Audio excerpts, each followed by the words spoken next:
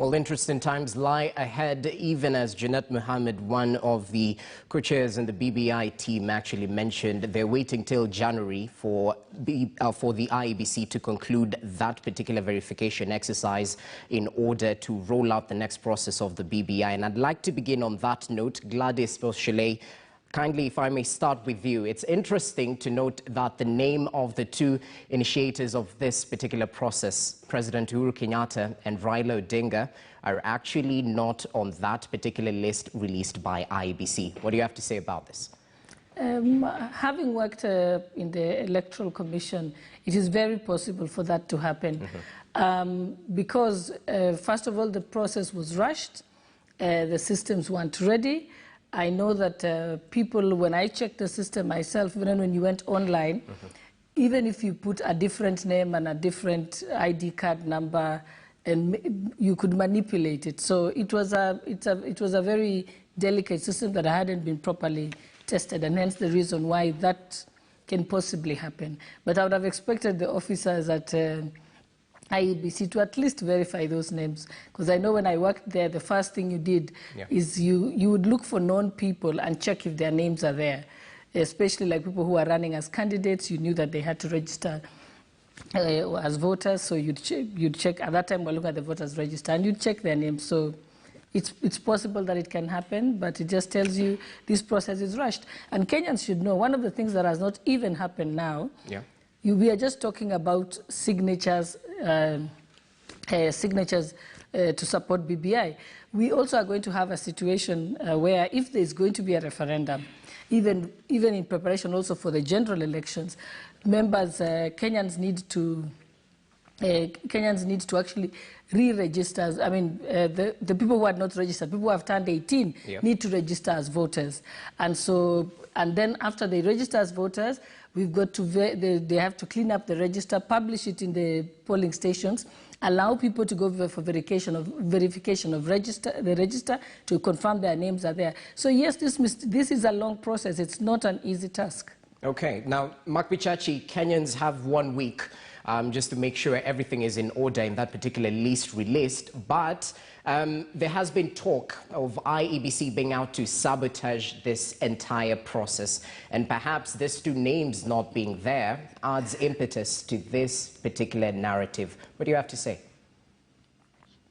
You know, I am quite puzzled because I don't know how weak your system has to be for the two most obvious names to be lacking in a list. I don't think that is a systemic weakness, because I'm trying to go through in my mind that if I was Chebukati or if I was the CEO of the IEBC, even heck, if I was the clerk in charge of the U's or the clerk in charge of the R's in that particular institution, would I even not make sure that those names are there? So I don't think it's an issue of a rushed process or weak systems. I think that there are things that require to be questions. Let's go into the tweet, the very infamous tweet that was deleted by the IEBC for the IEBC to term it the Burning Bridges Initiative, if you remember. That's a common mistake.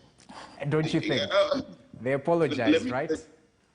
Yeah, but I'm a communication strategist. I will tell you that from my perspective, the damage that they wanted done was already done. You know, those are mistakes that if any of my staff did, I can't even imagine it being done. Forget about it being a mistake. And these are the issues that we are talking about, that the IEBC needs to be very careful to protect its image.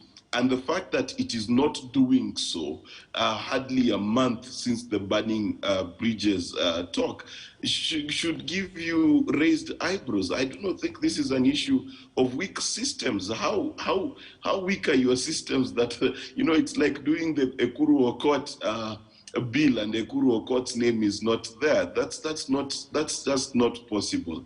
I am trying to buy the argument of weak systems, no, but that's just, I think it's a definite action. They may have an explanation for it. Maybe they will say the president had already verified or whatever it is they will say, but definitely that's not an accident. It's not an accident you would allow to happen if you're in leadership in any way, shape or form.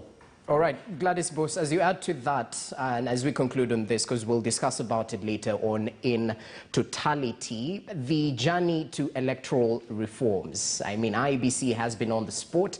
We well know of the recommendations within the BBI as well concerning the electoral body.